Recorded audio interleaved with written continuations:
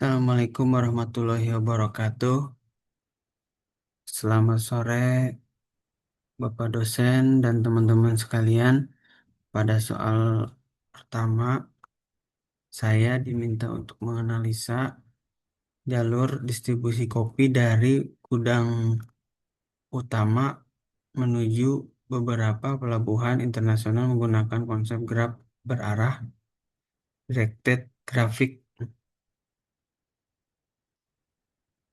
Graf ini adalah kode program dari graf berarah atau grafik directed grafik kodenya. Kalau kita eh, ini ada tampilan grafnya. Skenario 1 rute terpendek berdasarkan jarak, skenario 2 rute termurah berdasarkan biaya. Kalau kita lihat eh, playnya dari Google Colab, yaitu seperti ini tampilannya. Itu.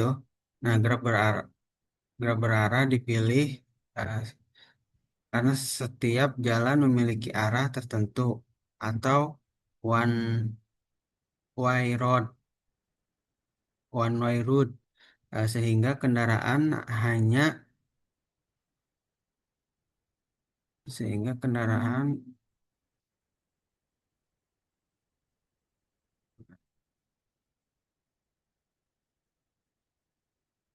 one way route, sehingga kendaraan hanya dapat melewati jalur sesuai arah yang telah ditentukan.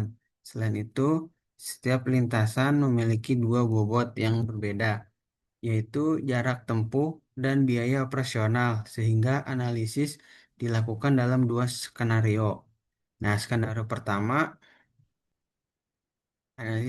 pertama ya adalah mencari rute terpendek berdasarkan jarak fisik menggunakan algoritma dis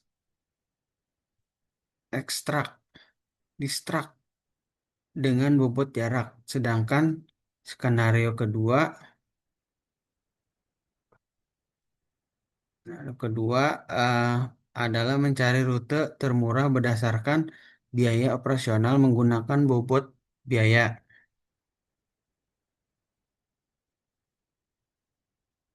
Nah, ini lanjutnya saya membangun graf menggunakan library Network X, kemudian membuat visualisasi menggunakan Matplotlib dengan dua grafik berdampingan agar perbandingan kedua skenario dapat terlihat dengan jelas. Ukuran node juga dibuat berbeda berdasarkan kapasitas kontainer masing-masing pelabuhan sehingga informasi visual menjadi lebih informatif. Ini data lab Google Colab-nya program Python-nya. Ini hasilnya. Hasil analisa menunjukkan bahwa untuk data yang diberikan kedua skenario menghasilkan rute yang sama, menghasilkan rute yang sama, yaitu P, X, Y, Z dengan total jarak 32 kilometer. Total jarak 32 kilometer dan total biaya 11 satuan atau sekitar 1.100.000. Walaupun hasil rute sama, tujuan optimalnya berbeda. Jika perusahaan mengutamakan kecepatan pengiriman, maka digunakan skenario pertama.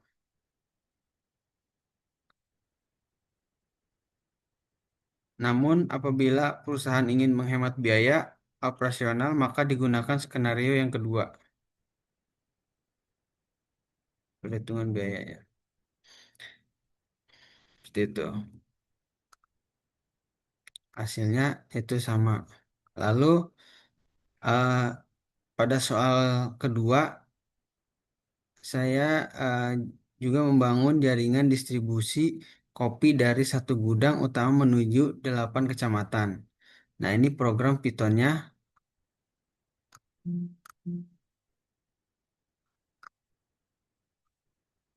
skrip program Python-nya ini.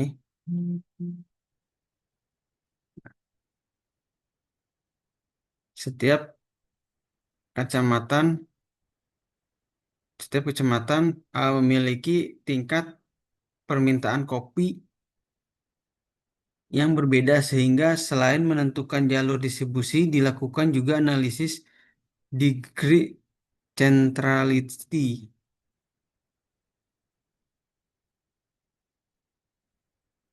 Analisis degree centrality.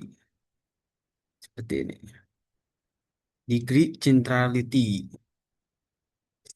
Nah, degree centrality merupakan salah satu ukuran dalam teori graf yang digunakan untuk mengetahui seberapa banyak hubungan langsung yang dimiliki oleh suatu node terdapat node lainnya. Node K2, K4, gudang, K7, K1, K3, K5, K6, K8. Nah, ini di degree centrality-nya 0,375.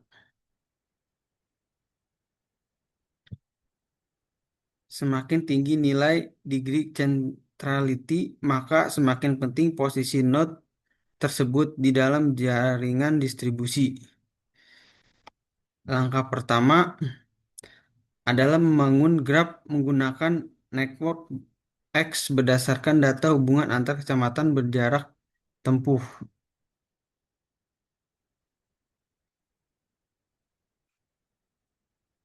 Ini. Kemudian dilakukan visualisasi graf lengkap beserta bobot jalan. Ukuran setiap node dibuat berdasarkan besarnya permintaan kopi sehingga kecamatan dengan permintaan lebih besar memiliki ukuran node yang lebih besar pula.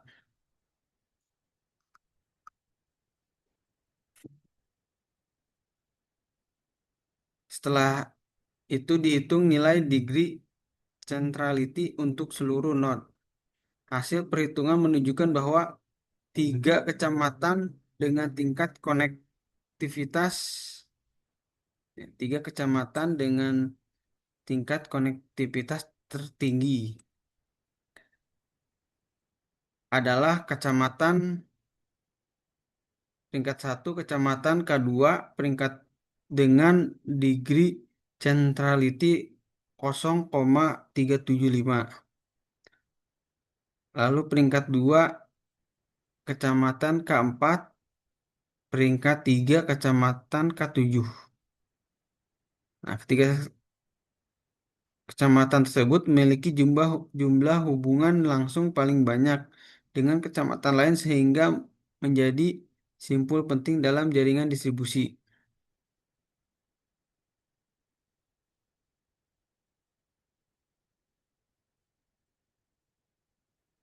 Selanjutnya digunakan algoritma distract untuk menentukan jalur tercepat menuju kecamatan K8.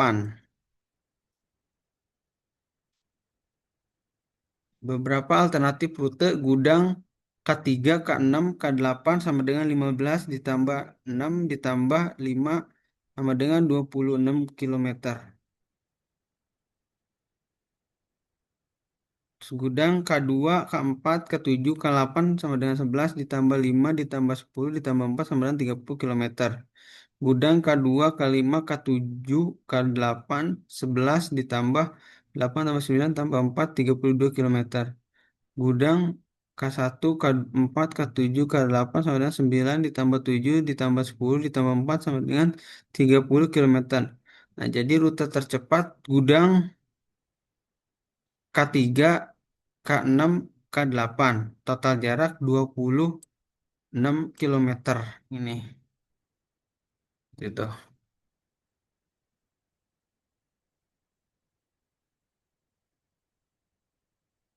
Jadi Kesimpulan kesimpulannya, degree centrality dapat membantu perusahaan menentukan lokasi distribusi yang paling strategis sehingga proses pengiriman menjadi lebih cepat, efisien, dan mampu menjangkau lebih banyak wilayah.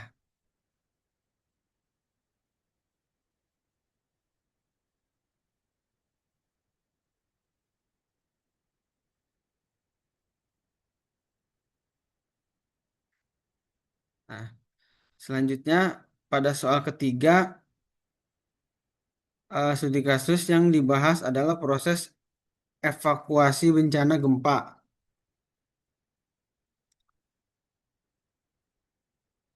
Pemerintah daerah memiliki satu posko utama dan beberapa titik evakuasi yang saling terhubung melalui jaringan jalan. Tujuan analisis ini adalah menentukan jalur evakuasi tercepat menuju lokasi pengungsian atau shelter. Tahap pertama itu membangun jaringan jalan dalam bentuk graf menggunakan network X, di mana setiap simpul merepresentasikan lokasi sederhana eh, se- se- lokasi, sedangkan setiap sisi menunjukkan jalan beserta jaraknya. Selain seperti ini, jarak jalan evakuasi.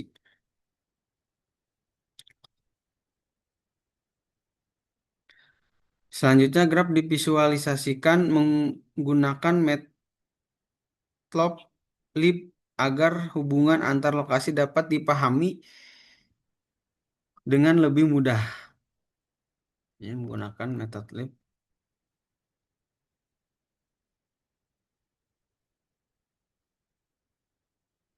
di ekstraksi. Bukan ini. Mana gua?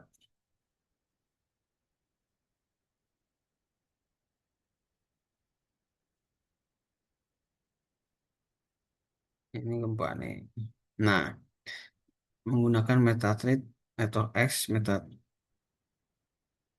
lip ini. Kemudian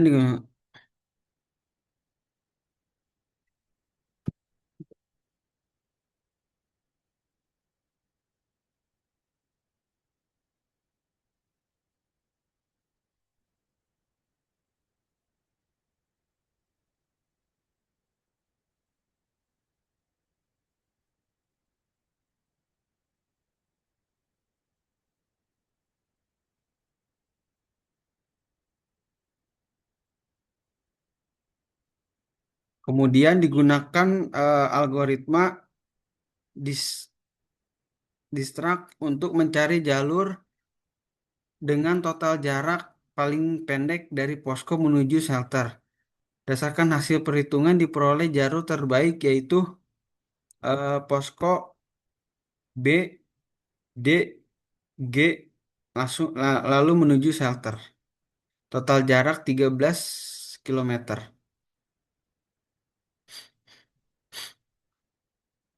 Pada visualisasi kedua, jalur terbaik tersebut diberi warna merah sehingga mudah dibedakan dari jalur lainnya. Visualisasi graf seperti ini sangat membantu dalam proses mitigasi bencana karena memudahkan pemerintah maupun BPBD dalam menentukan jalur evakuasi tercepat, mengurangi waktu penyelamatan korban, mengidentifikasi jalur alternatif apabila terjadi kerusakan jalan, serta mempercepat proses distribusi bantuan ke lokasi terdampak. Seperti ini.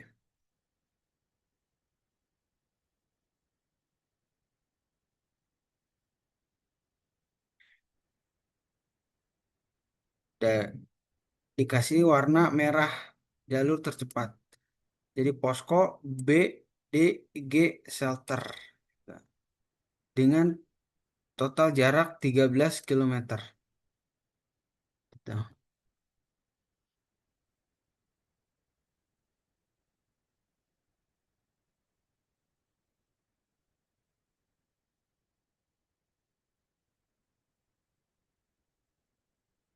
Nah, nah itu semua jadi total untuk cara menghitungnya, total jarak evakuasi perhitungan posko B sama dengan 5 km, B ke D sama dengan 2 km, D ke G sama dengan 4 km, G ke shelter sama dengan 2 km. Total jarak 5 ditambah 2 ditambah 4 ditambah 2 sama dengan 13 km. Jadi jalur terbaik pada visualisasi kedua, seluruh jaringan jalan tetap ditampilkan. Jalur hasil algoritma distrust diberi warna merah sehingga mudah dibedakan dari jalur lainnya yang berwarna abu-abu. Dari visualisasi ini membantu mengidentifikasi rute evakuasi tercepat dari posko menuju shelter. Jadi manfaat visualisasi Grab dalam mitigasi bencana yaitu visualisasi Grab memberikan gambaran yang jelas mengenai hubungan antar lokasi serta jalur yang dapat digunakan selama proses evakuasi dengan menggunakan algoritma seperti Distrust, pemerintah atau Badan Penanggulangan Bencana Daerah BPBD dapat menentukan jalur evakuasi tercepat menuju lokasi pengungsian sehingga waktu penyelamatan korban dapat diminimalkan. Selain itu, visualisasi Grab memudahkan petugas dalam mengidentifikasi titik-titik yang menjadi simpul penting mengevaluasi jalur alternatif apabila terjadi kerusakan jalan serta merencanakan distribusi bantuan secara lebih efisien. Informasi ini sangat berguna dalam penyusunan strategi mitigasi bencana karena dapat meningkatkan kecepatan respon, mengurangi risiko kemacetan selama evakuasi, dan membantu pengambilan keputusan secara lebih tepat ketika terjadi keadaan darurat. Oke, itu saja. Demikian presentasi yang dapat saya sampaikan dari dari ketiga studi kasus tersebut dapat disimpulkan bahwa teori graf memiliki peran yang sangat penting dalam menyelesaikan berbagai permasalahan nyata, seperti optimasi distribusi barang, penentuan lokasi strategis menggunakan degree centrality, serta pencarian jalur tercepat menggunakan algoritma Distract. Dengan bantuan library Network X dan Matplotlib, analisis jaringan dapat divisualisasikan secara lebih jelas sehingga memudahkan jaringan